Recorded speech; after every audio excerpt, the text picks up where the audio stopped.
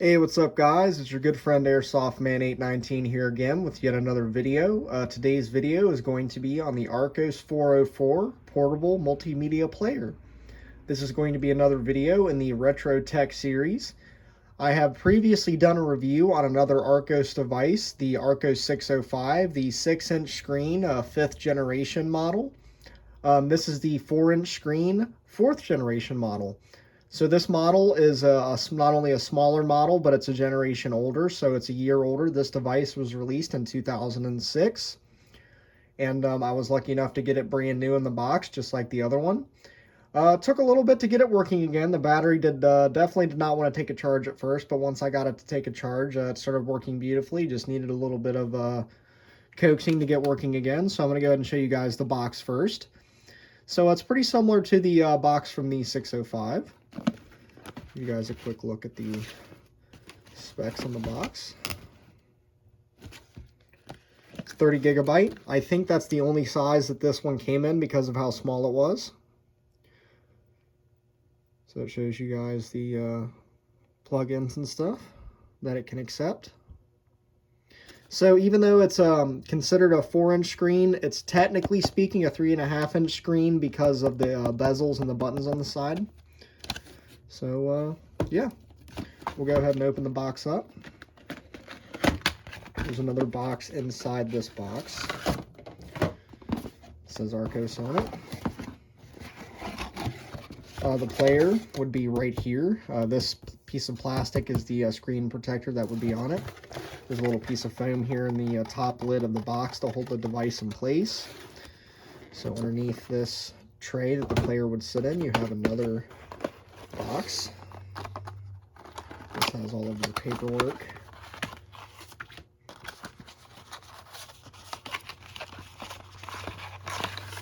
Stuff in here. I think that's it. Yep. So you get 50 free music downloads. Obviously this is expired by now.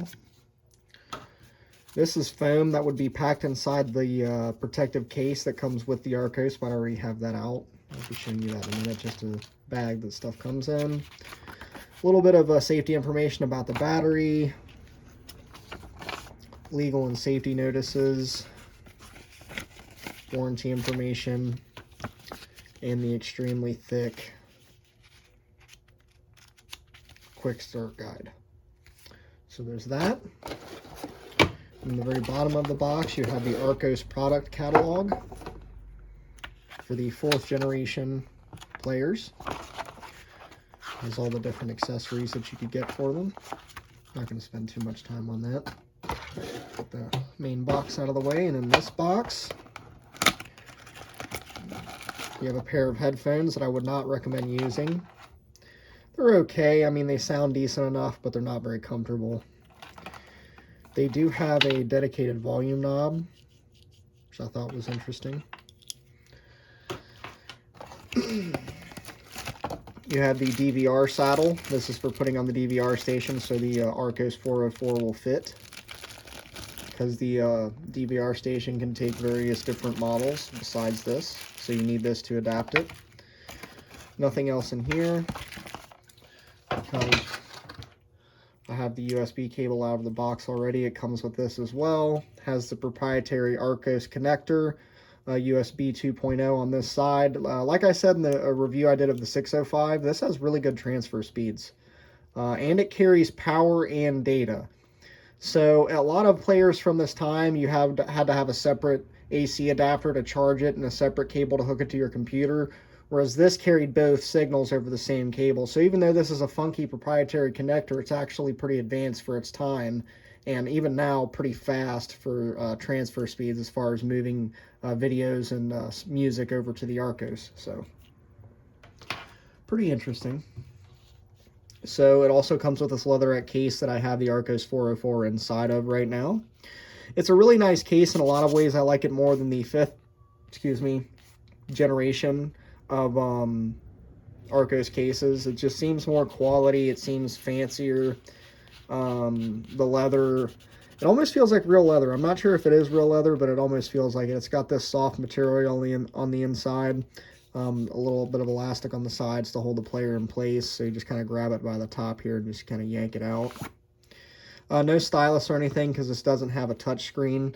It's exclusively controlled by the buttons, and the quality of this device is just incredibly high. It's just really well made. It's a lot smaller than the 605, obviously. It's a lot thinner. The back is solid aluminum, really high quality. The entire device is metal. So you have your control buttons over here. You have your arrow keys, side to side, up and down. These buttons are used to skip or fast forward. This button down here is your OK and your back. You have your menu and your menu select button over here. It says Archos 404 down here. Like I said, it has a pretty large bezel, and it's also got these buttons over here. So the screen isn't quite 4 inches. It's 3.5. It's a 640 by 480 true color LCD. It's actually a really high quality screen for the time, especially in 2006. On the side over here, you have your power button and your TV LCD button. This is used to switch between the TV and the Archos device when you have it in a DVR station. You have a 3.5 millimeter jack down here. You have a microphone down here. They had two versions of this. They had a version called the Archos 404 camcorder that had a video camera on it, and it also had a microphone. This is the regular model, so it doesn't have the camcorder, but it still retains the microphone, so you can do recordings on this, voice recordings, which is really cool. Over here you have the USB. This is for charging and data transfer. And this larger port over here is exclusively for the DVR station. So when you set it in the DVR station, it uses both. This to transfer power and data, and this to transmit a video signal to the DVR station. Over here, you don't have anything. You have a hard drive access light and a charge light up here at the top. It says 04 series. Just really like how well this thing is made. And it's so thin. It's very small. It's not very big. It's definitely smaller than a modern cell phone. So we'll go ahead and turn it on and browse through it really quick. Fires up pretty quickly. The screen is very bright and vibrant still. Like I said, for its age, it still looks really nice. This has a 30 gigabyte, 1.8 inch mini ZIF hard drive.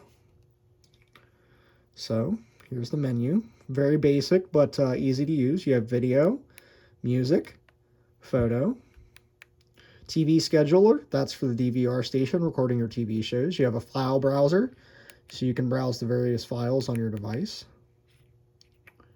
Very easy to navigate. The buttons make it very easy. You can resume your last video.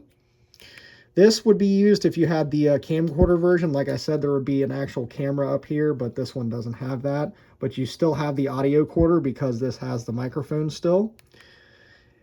It records in WAV, 48 kilohertz. And you can adjust the sensitivity of the microphone over here using the arrow keys. So as I turn this up, you can see the microphone gets more and more sensitive as I talk. It fills up more and more. Depending on how far the distance is, you can see as I turn it down, the bar is not jumping as much, so it just depends on how close you are. You can adjust it, which is really nice. So a nice little application to have on this. So go back. I'll go ahead and play you guys a video. Honestly, the weakest part of this device is its video. Not video, but audio, I should say. At least the built-in speaker. If you have headphones or an amplified speaker to plug in the headphone jack, it sounds really nice. But this speaker up here sounds like an old Nokia cell phone. It's just terrible. So you basically can't watch a movie on this unless you have a speaker or headphones plugged in, because you literally just can't hear it. So the video quality and the screen is really nice, but the audio leaves a lot to be desired. So I have a movie on here, The Conjuring, a full-length movie. So you can get full-length movies on here. This supports MP4, it supports AVI, XVID, and WMV out of the box.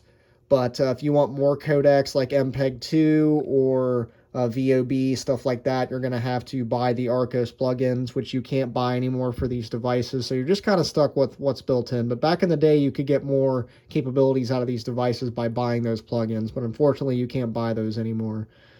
So you're kind of just stuck with what you've got. So I've got 2 videos on here, like I said, that are in 640 by 480. I'm not going to play The Conjuring because I don't want to get a copyright strike. So I'll play my own content because I can't get copyright striked for using my own stuff.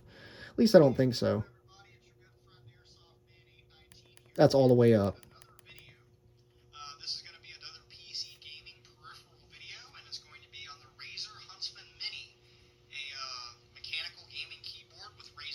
Really bad audio, but it looks really nice. We'll skip ahead a little bit. If you hold it down, it skips further. See, pretty responsive for its age. And you also get a visual representation of those keys as well. So they're basically making it as painless for you as possible, even though you're missing a whole lot of keys. And I will compare this to full-size keyboards after. Skip ahead a little bit.